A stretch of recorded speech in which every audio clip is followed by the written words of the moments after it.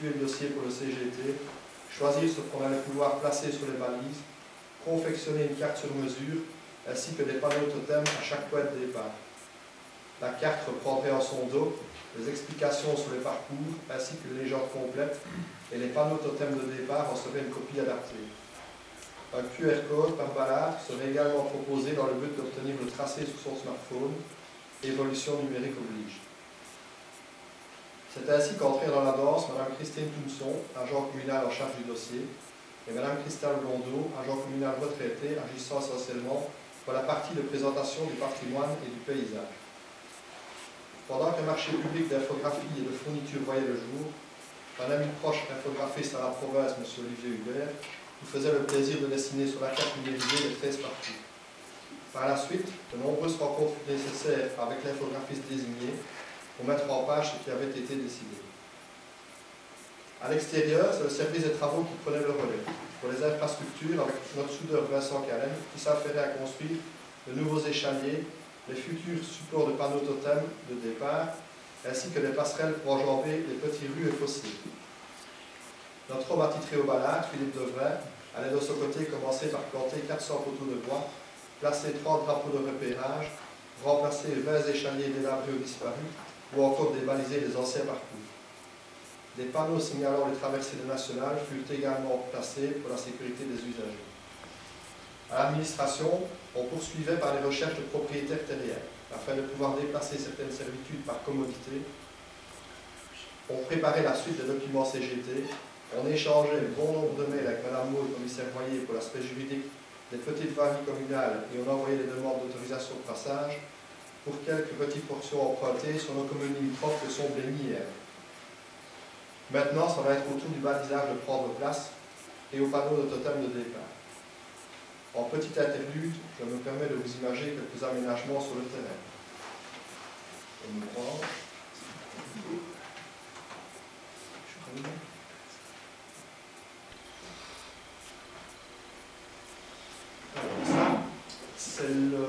Quand vous achèterez une carte à l'administration d'Alem, c'est l'antenne que vous verrez de la carte.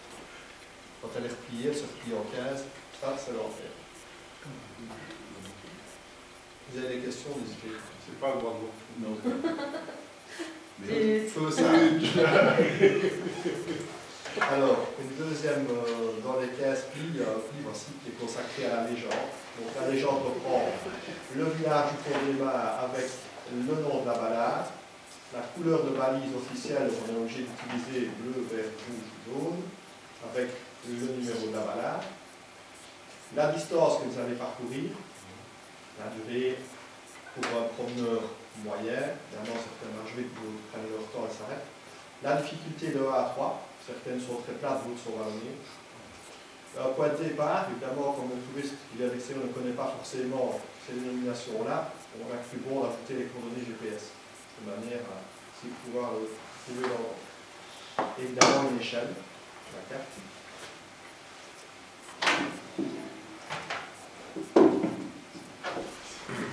Elle ne va pas charger, parce que comme c'est assez gros, c'est flou, c'est normal, mais ça devrait se jouer flou.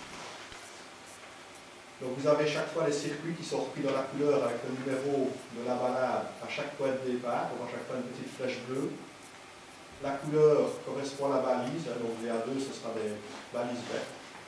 Vous avez le tour qui fait la bonne couleur sur la carte, chaque fois. Petite nuance pour la vérifier la d'Alem où on a 3 à 4 circuits superposés, un circuit très court, on a cru bon faire un petit zoom. Vous avez chaque fois, on le voit ici dans le zoom, une petite flèche blanche qui donne le sens de départ de la balade. Donc elles s'en sont pas. Évidemment, les balises ne sont que dans un sens, donc on ne saurait pas se tromper en partant sur le circuit, mais on a cru bon de le noter quand même sur la carte. Qu'est-ce que je pourrais encore vous préciser là-dessus? Petite spécificité pour la balade des A10 de Neuchâteau, qui est ici à droite, qui se dédouble à la fermeture arrière pour un circuit qui continue de façon assez facile en circuit A, accessible, j'ai envie de dire, poussette et toute mobilité, ou un circuit B un peu plus long qui repasse par le quartier des Oued et qui est essentiellement par échalier. vous verrez que les circuits jaunes sont enserrés d'un liseré noir pour qu'on voit bien la différence avec les nationales qui sont jaune foncé et les communales qui sont jaune clair. Donc, vous pouvez les différencier, elles sont liserées. Les balades seront téléchargeables. Attendez, M. Fléché va terminer l'exposé, puis les conseillers pourront poser des questions. Ça le sera, je vais l'expliquer plus loin. Alors, si on tourne la carte, vous retrouvez ceci, donc forcément le pli d'en-tête, la légende et les 13 explications sur chaque balade.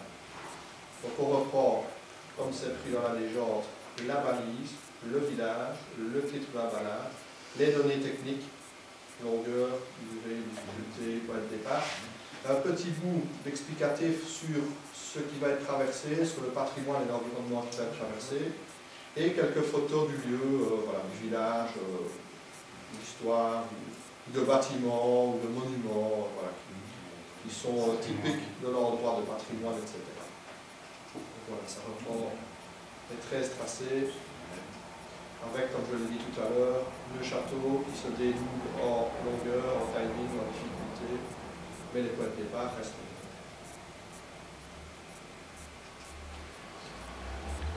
Les balises que vous allez trouver, donc c'est les balises officielles CGT, les 4 couleurs officielles, le fléchage, le numéro de la balade et le petit logo de l'ALM qui nous paraissait important, étant donné que par endroit on croise des balises d'autres villages qui ont la même couleur que nous et qui lui ont prêté par le passé à confusion. Donc voilà. Là on est sûr qu'on est bien sur la nôtre si jamais on rencontre plusieurs couleurs. Vous avez certainement remarqué sur la carte que parfois certains circuits se recouvrent pour certains tronçons. Il a été choisi dès le départ qu'aucune fois deux balises de la même couleur n'étaient sur le même circuit. Il n'y a aucune balise de la même couleur qui se retrouve sur le même tronçon. Alors, pour imager ce que j'ai dit, ben voilà les petits drapeaux métalliques que notre soudeur a fabriqués et qu'on a fait métalliser poudrer, qui se retrouvent essentiellement dans les prairies ou dans les sentiers qui sont très longs et où on pourrait se perdre. Donc, pour que l'utilisateur puisse voir de loin à quel endroit il doit sortir d'une prairie, parfois il y a 500-600 mètres pour ne pas qu'il piétine toute la prairie, qu'il sache par où se décider, se diriger. On a trouvé que c'était important d'avoir ce genre de drapeau. Les poteaux en bois que vous voyez à côté, c'est les poteaux sur lesquels vont être mis les balises. Alors, petit détail pour les drapeaux, ça n'indique pas la direction par où il faut aller. Ça indique du point où on est se retrouver à ce drapeau-là. Parce qu'il est bien évident que si le drapeau va dans la même direction que nous, on ne le voit pas de loin, c'est là que le faut trouver. Donc pour vous imager, voilà quelques-unes, hein, certains ont été mis en hiver.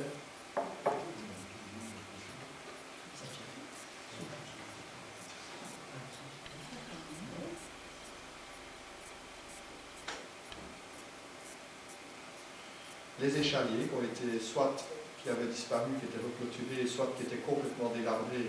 On en a fabriqué des nouveaux bien larges avec des reprises de clôture pour les agriculteurs et un drapeau pour ne pas devoir en mettre un juste à côté. Donc c'est un tout en un.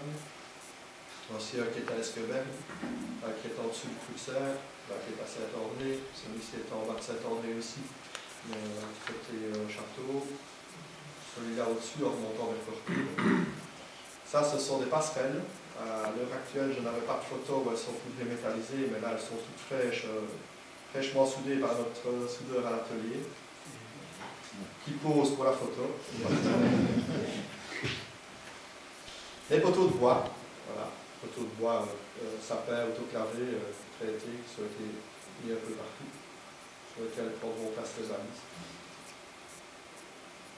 Les panneaux de traversée nationale pour prévenir aux usagers que, bon, quand même 14 endroits aux traversées nationales, certains seraient tentés de pouvoir le faire en vélo électrique ou en cheval, ou à cheval, ou par d'autres moyens, qui ne sont peut-être pas forcément de la commune, pour éviter des accidents, c'est-à-dire que c'est peut-être pas mal de prévenir du passage. Donc voilà un autre panneau. Ça, ce sont les supports qui vont reprendre les totems. Donc au départ de chaque village, vous aurez le panneau qui expliquera les balades et tout ce que j'ai expliqué sur la carte. Donc c'est à chaque départ, à chaque entité aura son totem avec le ou les balades repris sur ce panneau-là. Ça, c'est le support à Warsage. Ça, c'est le monument aux morts à Aubert, à Neuchâteau, pardon. L'église à Montrou. Et voilà ce que vous allez retrouver sur ces fameux supports. Donc, je prends exemple ici avec le panneau de Vergniaud, où on voit balade balisée au départ de Vergniaud. La balade numéro 1, en bleu, avec son nom. On reprend toutes les données qui sont au dos de la carte, parce que le touriste qui vient de l'étranger le week-end ne va peut-être pas penser à aller chercher une carte quelque part où il n'aura pas accès à la commune, mais pourra retrouver au départ de chaque village le ou les balades avec les données techniques, le zoom sur la carte de la balade ou des balades en question, les comportements qui sont quand même importants durant une randonnée, le respect des plantations, des prairies, maîtriser son chien, rester sur les sentiers, ne pas faire du bruit avec des radios ou autres, refermer toutes les chaliers qui ont été ouverts, ramener ses déchets, ne pas faire du feu en forêt et respecter la nature.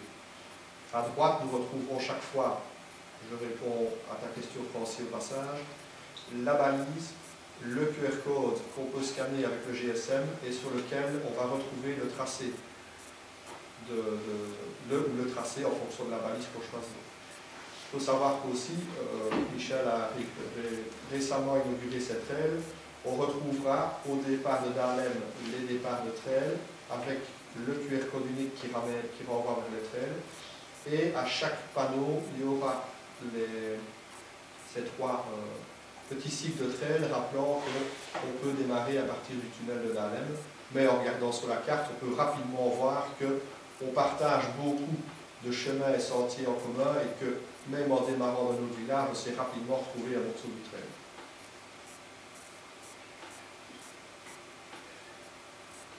Je vous fais un petit aperçu pour ceux qui n'ont pas vu les autres totems. Donc voilà Bombeil avec sa balade.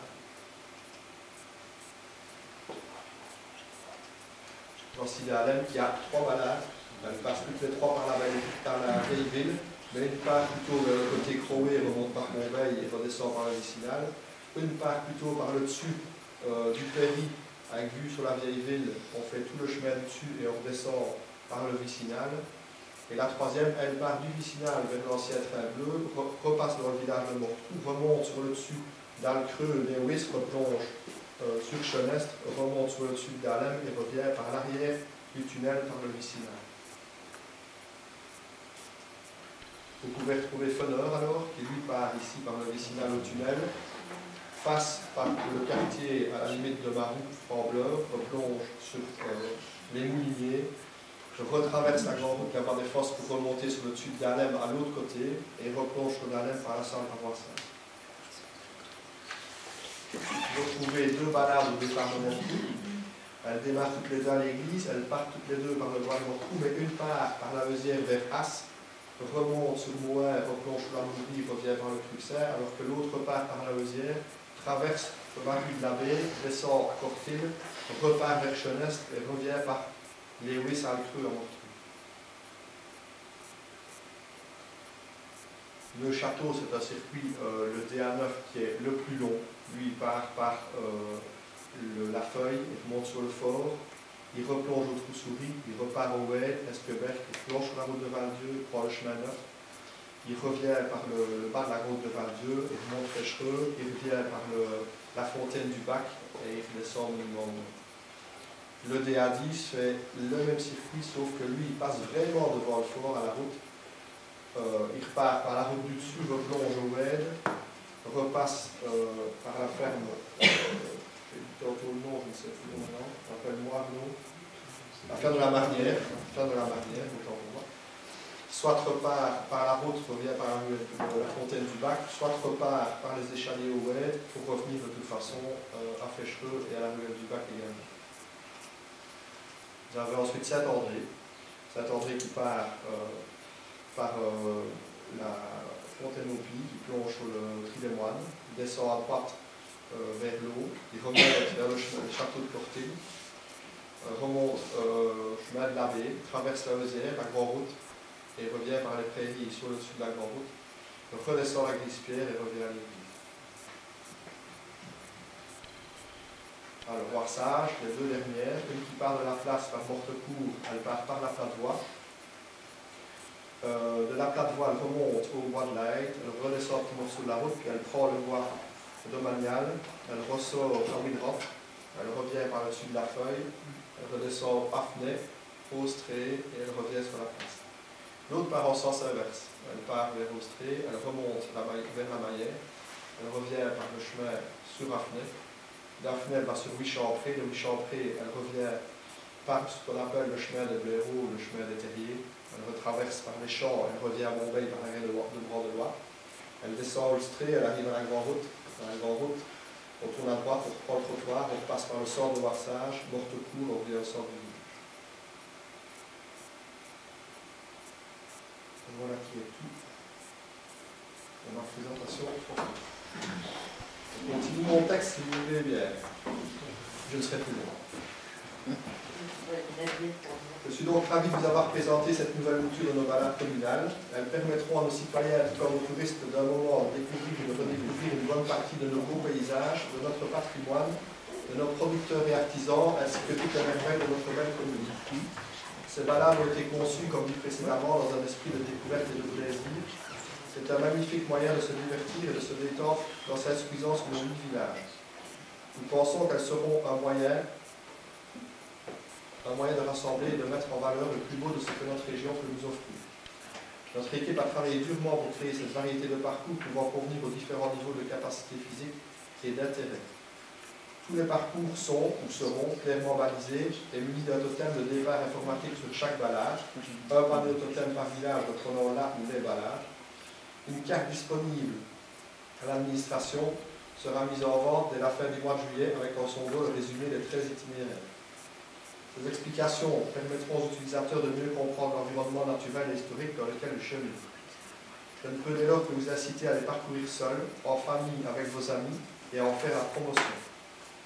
Je vous donne à présent rendez-vous le dimanche 23 juillet, place du Tunnel, à Dahlem, lors de l'événement de la balade berrétienne. Nous inaugurerons la présentation de nos 13 itinéraires avec un stand communal. Enfin, il me reste à féliciter vivement au nom du collège toutes les personnes déjà citées plus haut, ainsi que toutes celles qui ont participé de près ou de loin à la réussite de ce projet formidable. Chaleureusement, un tout grand merci et un super bravo.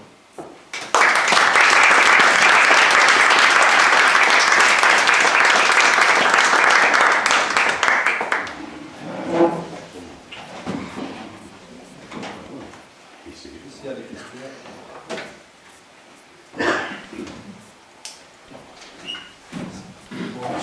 Ce magnifique exposé. Le travail qui est réalisé est très impressionnant. Donc, sans vouloir te répéter, encore merci à tous les intervenants. Il y en a deux dans le public qui sont investis grandement. Pierre, je sais que tu as parcouru ici beaucoup de kilomètres. Marie, Fabien, Daniela et tous les autres qui ne sont pas là aujourd'hui, qui sont investis également, les services de la commune.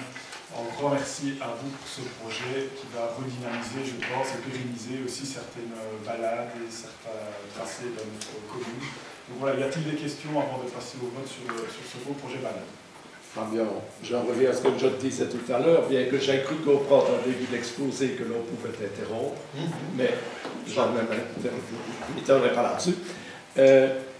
J'ai regardé, suite à la présentation des trains, j'ai vu qu'après l'accord du conseil communal, les GPX figurent sur le site de l'administration communale. Oui. Par contre, je ne l'ai pas trouvé pour les 13 balades. Ils ne sont pas encore dit. D'accord, c'est parce qu'on attendait l'accord du conseil communal. Ouais. On les a, mais ils ne sont pas publiés. C'est la question que je voulais savoir à cet égard. Ils sont prêts mais pas diffusés. D'accord. Il y a une autre question. J'en ai encore. Ce n'est pas une question, c'est une petite déclaration. C'est avec une grande satisfaction. Ah, oui.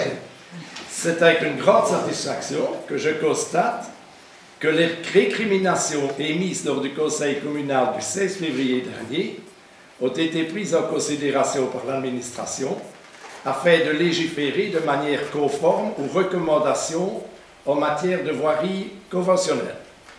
Le conseil communal a été informé que la lourdeur du décret du 6 février 2014 pouvait être évitée par l'établissement d'une voirie conventionnelle régie par le droit des biens du Code civil et d'une durée de 29 ans maximum, dans le but d'éviter l'acquisition trentenaire. Il est regrettable que par mode d'esprit collaboratif, la majorité n'a pas retenu la pertinence des remarques, mais a néanmoins pris contact avec Mme Moule, commissaire Voyer, qui a repris un discours identique à celui qui a été proposé, mais dont le concept n'a pas été retenu. Par la suite, l'administration a établi des conventions telles qu'elles avaient été présentées par le conseiller de renouveau. Il eût été plus élégant de la part du président de faire voter le point en précisant que la pertinence des remarques sera prise en considération afin de la corroborer par les instances compétentes. Néanmoins, en reconnaissant la conformité des conventions entre la commune et les propriétaires, certaines parcelles privées non grevées d'une servitude publique de passage n'ont pas été prises en considération pour la totalité des promenades communales. Mais je suppose que cela va s'arranger. Le projet est fort bien réalisé. Il est juste regrettable que ce manque de collaboration se pousse dans les moindres détails. Pourquoi ne pas avancer ensemble dans la même voie et avoir pu dire à la réunion du 16 février ici, nous allons tenir compte de vos remarques afin que l'on puisse légiférer dans les bonnes conditions. Parce que je pense simplement, Francis, mais je n'y étais pas, mais bon, je suis bien de l'histoire, qu'on devrait d'abord interroger Mme Moule pour savoir ce qu'elle en pensait et ce qu'il s'agissait réellement de faire. Et elle nous a dit, elle n'a fait que répéter ce que tu as dit. Oui. Et c'est vrai qu'on en a pris compte et qu'on s'est dit, bah oui, autant faire des déplacements de voirie de manière officielle. Et reconnaissons-le, on l'a fait. Et j'ai bien fait, c'est très bien fait, c'est très bien proposé au CGT. Je peux comprendre qu'en séance, quand j'étais absent en séance, mes collègues avaient décidé de d'abord se renseigner avant de dire qu'on fonce. Moi, je n'ai jamais dit on fonce. J'ai simplement demandé qu'on prenne en considération les remarques qui ont été émises ici. Et on a dit non. On a dit non. Parce qu'il a été ajouté, on ne va pas, on doit avancer, il faut avancer il faut avancer dans le projet et ne pas entrer dans des procédures lourdes. C'est ce qui m'a été reproché. On m'a même dit, on n'est pas ici au Parlement wallon, on est à la commune de Dahlem, on n'a pas les mêmes critères. C'est avouer qu'il y a quand même de quoi avoir une certaine frustration. Parce que je savais que mes remarques étaient pertinentes, je le savais profondément, parce que je suis impliqué dans ce genre de démarche. Et on a rejeté les propositions, c'est tout. C'est juste cette remarque-là. Pour le reste, maintenant, je suis content parce que les modifications de voirie sont faites de manière légale. Je vais quand même reclarifier le débat. Premièrement, nous ne sommes pas au gouvernement wallon, les chaises coûtent beaucoup moins cher ici, je vous rassure. Deuxièmement, c'est la première fois que nous venons au conseil communal avec le tracé des balades. Donc vous êtes intervenu sur à ma connaissance, sur le trail, pas sur les balades. Et la fois où on a parlé de balades pour l'acquisition notamment du matériel, etc., M. Lucas, conseiller communal ici, j'ai dit les procédures sont en cours et quand on passera le point avec les balades, nous serons prêts, ce qui est le cas. Donc je pense qu'ici, ça n'a pas beaucoup de sens d'essayer de dire qui a dit quoi, qui pensait que, grâce à qui. Moi, j'ai envie de me retourner aujourd'hui vers les citoyens qui bénévolement ont passé des heures et des heures pour ce beau projet. Et je m'en fous de mettre qu'un conseiller communal ou que moi-même, ma participation minime dans ce projet, c'est surtout les bénévoles qui sont mis en action que je tiens à féliciter. Et tout ça n'est que palabres. Et je propose unanimement de voter ce projet. Je suis tout à fait d'accord avec vous, monsieur le bourgmestre, mais je vais faire une métaphore, tenez à ce que vous dites là. Je m'en fous de savoir qui a fait quoi. Eh bien, je vous fais une métaphore. On a peut-être vu tous la liste de Schindler. Eh bien, dans la liste de Schindler, on voit à un moment donné une architecte de confession qui n'est pas conforme à l'époque se disputer avec un dirigeant de construction d'un immeuble. Il se querellait parce que l'architecte disait que tout devait être démoli, les fondations sont mauvaises et le bâtiment va s'écrouler. Le chef de zone à ce moment-là a dit: tuez-la. On l'a tué. Après, le responsable de chantier dit au chef de zone, et maintenant, que faisons-nous? Maintenant, faites ce qu'elle a dit, abattez l'immeuble, elle avait raison. C'est un petit peu ce que vous faites avec l'opposition ici. Vous n'avez pas le respect des minorités. Quand c'est une minorité qui se prononce au conseil communal, vous le mettez de côté, vous ne mettez même plus le projet au frigo. On n'a plus cette élégance. On le ressort 15 jours après. 15 jours après, on prend contact avec Mme Moule pour voir si le conseiller Fléchet avait raison. Mais vous n'avez pas dit à ce conseiller Fléchet, nous allons consulter Mme Moule pour voir si votre remarque est pertinente. On a toujours fait preuve sur tous les points d'ouverture, on prend la précaution de dire on va demander avis, on n'a pas la prétention de connaître tout, M. Fléchet, nous on n'a pas la prétention de connaître tout, et on avance progressivement avec les avis, les conseils, mais on n'est pas là pour remercier les conseillers qui font leur travail ici, parce qu'ils sont intervenus pour dire je vous conseille que, si on en a plus compte, soyez contents, non? Finalement, je suis content que vous en ayez tenu compte. Mais je n'ai pas apprécié la manière dont vous avez fait cette démarche. Ça a un peu d'importance, on ne va pas continuer ce débat. Vous avez vu ma grande ouverture, donc je vous cède la parole autant que vous voulez, et à tout le monde, à ce conseil communal en tant que président de séance. Je n'ai jamais retiré à personne, alors que si je faisais respecter le règlement d'intérieur de manière rigoureuse, ce n'est pas comme ça que ça se passerait. Donc je ne pense pas être quelqu'un autoritaire en tant que président de séance du conseil communal. Donc voilà, si vous avez quelque chose à dire, je vous permets d'ailleurs de le dire. Si quelqu'un d'autre veut prendre la parole, il est le bienvenu aussi. Sinon, je propose qu'on vote le point manuellement. Oui, Nicolas. 3 petites questions. Simplement sur les totems, les QR codes, est-ce qu'il est prévu qu'ils soient traduits, je ne dis pas demain, mais en néerlandais par exemple, à l'avenir? Quand tu prends le QR code, tu n'as aucun texte qui apparaît derrière. Tu as le tracé tout. Ok. Oui, donc les explications, par exemple, je suis sur une Bombaye, des fermes Cameroun. Non, ça, si tu veux les explications, tu dois avoir la carte ou être devant le totem. Ok. Et au niveau des, mais là à mon avis c'est plutôt du graphique, au niveau des logos trail, on a le vert, le rouge, le noir, c'est simplement pour le graphisme, ou alors il va y avoir éventuellement un troisième? Le noir, ce sera pour à l'avenir avec les communes voisines pour faire une grande trail. Sur les communes voisines. Et dernière question, les piquets qui ont été installés, ils sont propriété communale, on est bien d'accord? Donc c'est-à-dire que s'il y a des organisateurs d'autres marches, s'il y a des privés qui veulent mettre un petit écriteau parce qu'ils ont décidé, normalement c'est interdit. Non, ça va vite devenir le folklore. Oui, mais je pense qu'il faut que ce soit bien clair aussi. Je crois qu'un arrêté du bourgmestre, un arrêté de police est nécessaire pour réglementer ça. Parce que quelqu'un qui met une ficelle ou une balise dessus, mais qui n'est pas cloué, vissé et tout, s'il les retire, si c'est prévu, il n'y a pas de souci. Et si des gens commencent à venir forer, clouer ou visser dedans, oui, là, ça va poser la question. Et là, je pense que c'est notre responsabilité, ou la responsabilité du collège, que de prendre un règlement pour pouvoir faire appliquer, parce que sans quoi ça va être assez problématique. Quoi? Non, à ce moment-là, comme on souhaite quand même à la base que ces tracés soient régulièrement suivis et entretenus, si on réalise qu'il y a des problèmes dedans, on les enlève.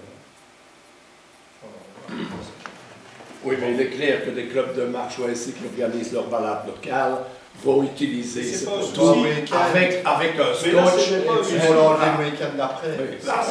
Oui, tout Il n'y a pas de problème avec ça. Ce qu'on souhaite, enfin, personnellement, en tout cas, ce que je trouverais malheureux, c'est qu'on commence à faire n'importe quoi et à y imposer n'importe quoi.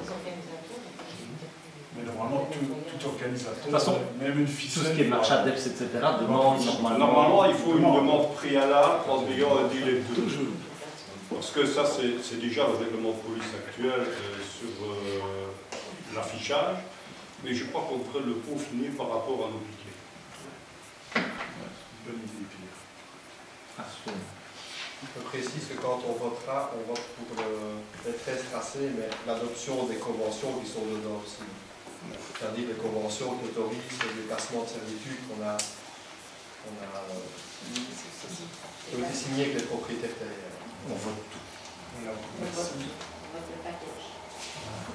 pour cette concrétisation dans le respect aussi des propriétaires qui ont marqué leur accord. Je pense que la discussion est toujours préférable et c'est comme ça qu'on obtient des résultats aussi. Donc merci à tous et je propose qu'on passe au vote. Oui. Oui. Oui. Oui. Oui. Oui. Oui. Oui. Oui. Oui. Oui. Oui. Oui. Je vous remercie. Alors, y a-t-il des questions d'actualité qui n'ont pas été envoyées par écrite? Oui, Une que j'ai déjà posée quelques fois, mais qui est toujours d'actualité, qui est l'évolution de la situation rue Joseph de Thiers. Michel. Donc la rue Joseph de Thiers, j'ai vu le géologue la semaine dernière. Hier, on a refait un état. Le talus bouge encore un petit peu moins maintenant parce que les précipitations sont un petit peu plus faibles, mais ça bouge toujours. Donc il était convenu de terrasser des terres en dessous et refaire un ou deux paliers pour évacuer les terres pour ne pas que ça vienne trop près de la route. Donc, on refait un marché pour l'évacuation des terres, ce sera fait avant les congés ou pas. Ça je ne saurais pas dire, on va voir avec les entrepreneurs. Donc voilà, et comme je dis, on évacue les terres. Merci. C'est Loïc. Oui, Mathilde. Oui, encore une question. Lors du conseil communal du 24 mai 2022, donc il y a un an maintenant, on avait parlé de l'achat de 2 appartements de la commune à Warsage.